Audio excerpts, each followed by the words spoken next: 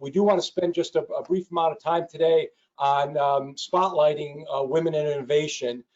These are women leaders of the technology community in Connecticut. It's been a great program, and today we have Severine Zeigmont.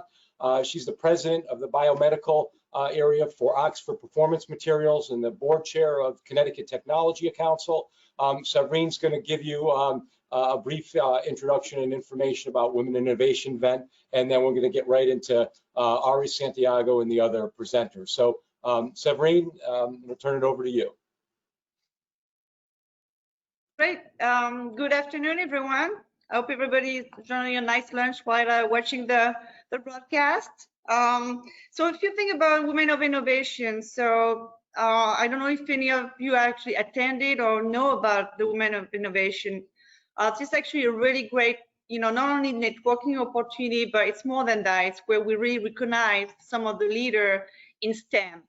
And this year will be actually a 16th Women of Innovation event, 16 years into the Women of Innovation. Some of the things that are a little different this year, since we couldn't have a big event in person, in the early spring as we usually do. This will be virtual.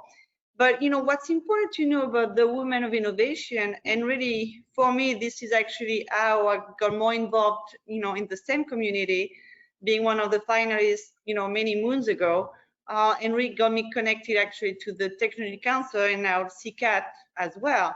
This is an event where we recognize achievement in just not the highest level, of professionals, but actually at every level, from high school student to college to academia, to small business to large business. I think this event, whether in person or virtual, is an opportunity to really inspire, not just women, but actually everyone. Just to give you a little idea of, what we've done in 16 years. So we actually networked, we have over 800 women network. There's been over close to 2,000 nominations, and actually right now the nominations are closed, and we actually are about to reveal all the finalists. And this year actually was a pretty big year for us. We had over 150 nominations, and as I mentioned, we selected 50 finalists.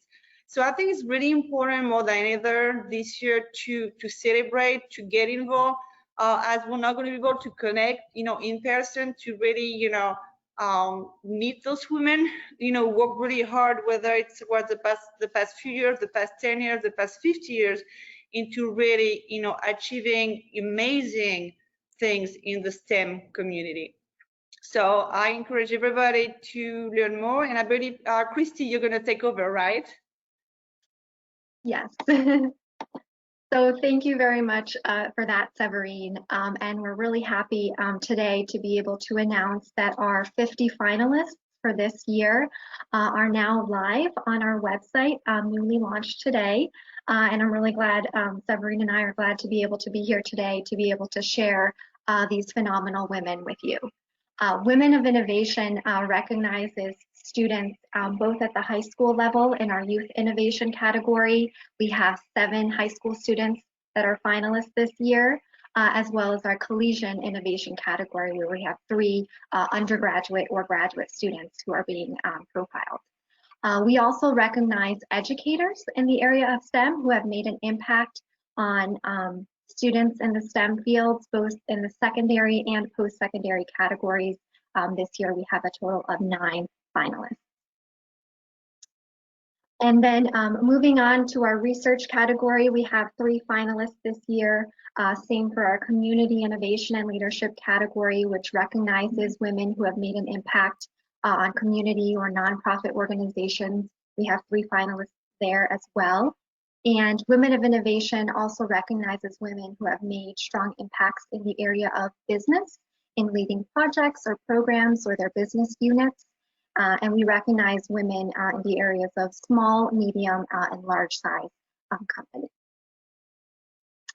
And then finally, our last 2 categories here in the entrepreneurial category, this recognizes women who have either founded or helped to found a company, and we have 6 finalists this year. And then wrapping up with our Inspiring STEM Equitability Award, which is one of our key awards. This year we have 6 finalists who are being recognized for their commitment to equitability, as well as diversity and inclusion in the area of STEM. So we really want to congratulate all 50 of our finalists this year, and to let all of you who are listening on know that in the coming weeks throughout this month of June, starting next week during our weekly Thursday webinars, we will be spotlighting some of these amazing women. So we invite you to listen in the coming weeks. And we will also be adding bios and profiles and videos on our website as well. So I encourage you to visit our site to learn more about the accomplishments of these phenomenal women. So with that, that sort of ends our update for Women of Innovation, and I will turn it back over to you, Ron. Thank you. Well, Severine and Christy, that's just an amazing update. And for all the attendees, just so you know, these slides will be on the CCAT website. So, and of course, you'll have the Women in Innovation link right there. So you can preview the women that have been nominated and are finalists. This is an amazingly accomplished group, and we have to do a lot more, obviously, in this category. We've got amazing programs getting down into the school systems to inspire young women in all of these technology fields, and certainly in the manufacturing technology area.